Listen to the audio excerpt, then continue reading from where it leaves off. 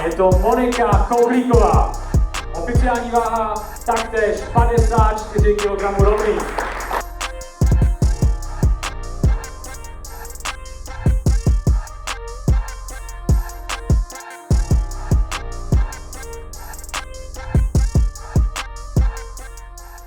Moni, pocity po vážení, aké máš? Dobre, akože bolo to len verejné váženie, takže už som bola najedená a napitá, ale super, mám zo superky taký veľmi pozitívny vibe. Je to veľmi milé dievča, ale spravili sme aj dobrý stare-down. Vidieť, že tiež chce ten opasok. Takže ten zápas bude taký veľmi akčný. A je to pre teba náročné v tom, že to aj celé organizuješ a ešte sa aj zúčastňuješ? To ti poviem až potom, ale šťastie mi to aj vyhovuje, lebo tým pádom nestíham stresovať, pretože proste moja hlava je zamestnaná úplne niečím iným. Dobre, tak uvidíme zajtra. Čo? Uvidíme zajtra, Tak, ďakujem. dobre. Sorry.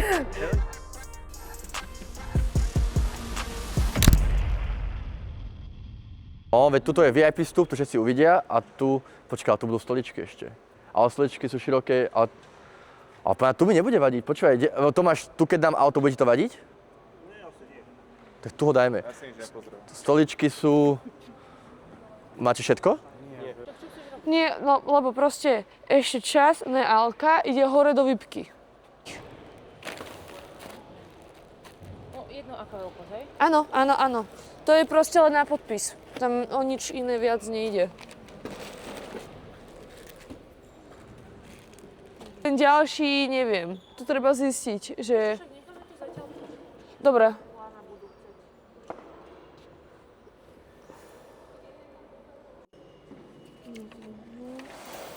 To bude dlhý deň, že Moni? To bude dlhý deň. A sme len na začiatku.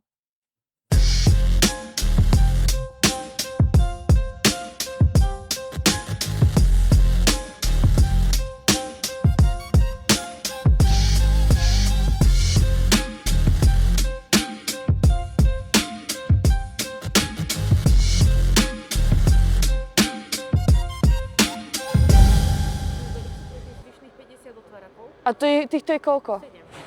7. 7? A to máš jaké? To si mala doma? Nie, to som kúpila v Novčiciach. Určite viac ich nemali.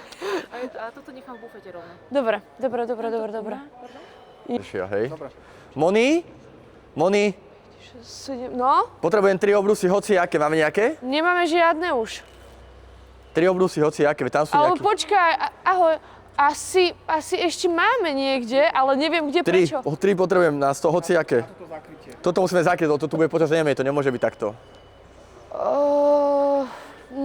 Musím nájsť tie obrusy, lebo neviem, kde sme ich dali. Tak skúsme to teraz, lebo potom na to zabudneme všetci. A Jo. dám ich rovno tebe? Alebo kde ich Ja to dám? rovno teraz zakrieme. Aha, dobre. Máme tretí case, lebo si mi to schválil. Tak... Moni, ako sa prepínaš medzi hlavou organizátorky a bojovničky v tento titulový zápas?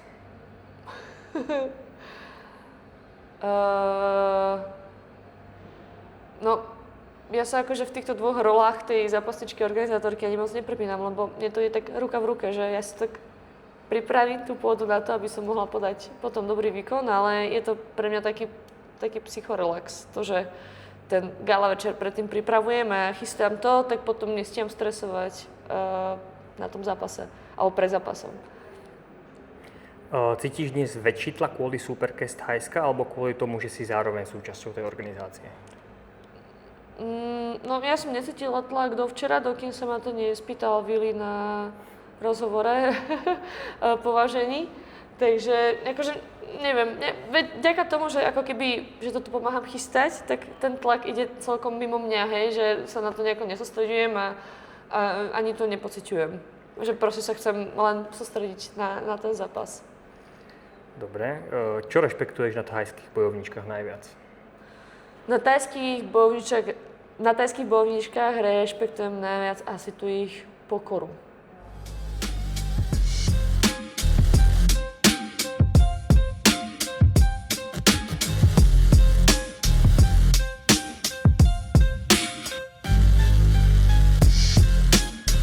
Ja mám problém celkovo s vypnutím hlavy aj v bežných dňoch. Takže ja sa snažím zamestnať niečím iným, aby som nerozmýšľala nad tým, nad čím nechcem rozmýšľať. Takže nie, no ja nedokážem vypnúť hlavu, ale nemám ešte zatiaľ len akože v sebe taký ten adrenalín prezápasový. To ešte nie, to príde až nejakú hodinku, dve predtým. Dobre, čo by si chcela, aby si ľudia po dnešku pamätali viac, výkon v ringu alebo to, čo budujete okolo? Celú tú show. To je veľmi dobrá otázka. Fúha.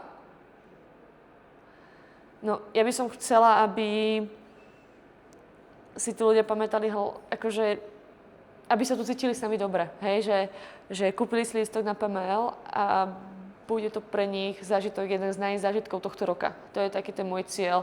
Čiže a tým vlastne chcem prispieť aj tým môjim výkonom, aby aj ten môj zápas bol atraktívny, chcem prispieť aj tým organizovaním, že nech sa tu tí hostia cítia fakt, že príjemne a aby celkovo ten zážitok z toho gala večera mali pozitívny. Keď večer skončí a opadne emócia, čo bude pre teba znak, že dnešok stal za to? Keď dnešok skončí, aby som ja bola spokojná, tak musím vyhrať, musím byť spokojná so svojím výkonom. A to je asi všetko. Ja si myslím, že ľudia budú spokojní, akože fakt sme sa na tom namakali brutálne a vyzerá to tu úplne, že wow. Takže si myslím, že odpadnú z toho. A čo bolo pre teba najzložitejšie v tomto organizovaní? No najzložitejšie v tomto organizovaní bolo to, že sme to začali robiť vo väčšom. Čiže tých povinností pribudalo a aj také, že ja som sa to snažila si to všetko spraviť pred tým zápasom aj dlhšie, lenže vždy boli nejaké také výnimky, že proste toto treba dorobiť, toto treba spraviť, že tie povinnosti sa keď tak pomaličky kumulovali. Takže no, som tu aj v deň môjho zápasu a už som chcela byť 30 minút doma na obede. Tak utekaj, dobrú chuť. Ďakujem.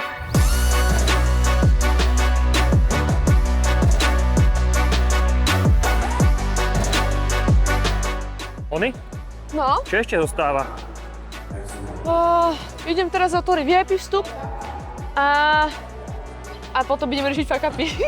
Už by všetko mala byť ready. Nie, tam má stať SBS-kara, nemá tam púšťať nikoho. A nedá sa zamknúť, lebo je to unikový východ, to nám povedali, že to sa nedá zamknúť. No, čau. To sú vlastne, takto. Môžete sa tam ísť potom pozrieť, hej. Tuto je vlastne tá ringoklietka, tuto je VIP plocha B so stoličkami a tu je VIP plocha A so stoličkami. Dobre? A je to takto, že na Je to takto. Áno, tuto je Bčko, tuto je Ačko. Sklenené poháre zatiaľ nechajte, keby náhodou píšem do skupiny, že treba ich zbierať a treba ich umyť, treba zistiť, kde sa to dá umyť a treba ich zbierať. Ale to zatiaľ nie. OK? Dobre.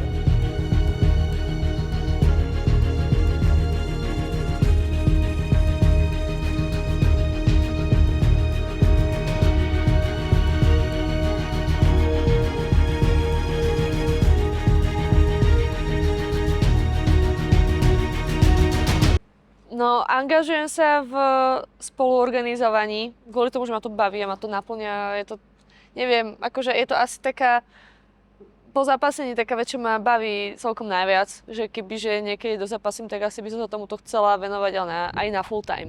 To som mal pripravenú ako ďalšiu otázku, že či by si to vedela predstaviť, keď do zápasy, či by si to fakt, že robila. Takže hej. Áno, viem si to predstaviť a podľa mňa je to super v tom, že tá robota není tá robota není monotónna, hej, že proste vždycky môže prekvapiť niečo iné, niečo nové a proste počas každého eventu riešim také veci, ktoré som si ani nemyslela, že budem riešiť.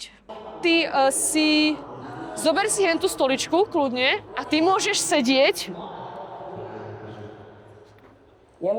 presne tuto. Ty máš tieto, ktoré sú také retardované. A čo som ešte chcela? To je asi všetko.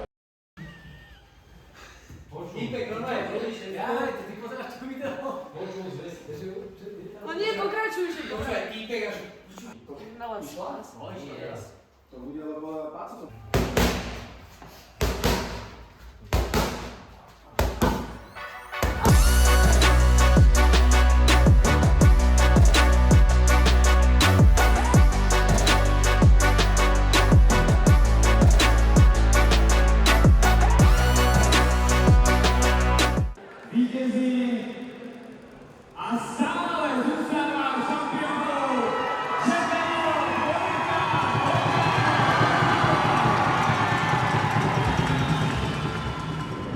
A všetko ti šlo podľa plánu?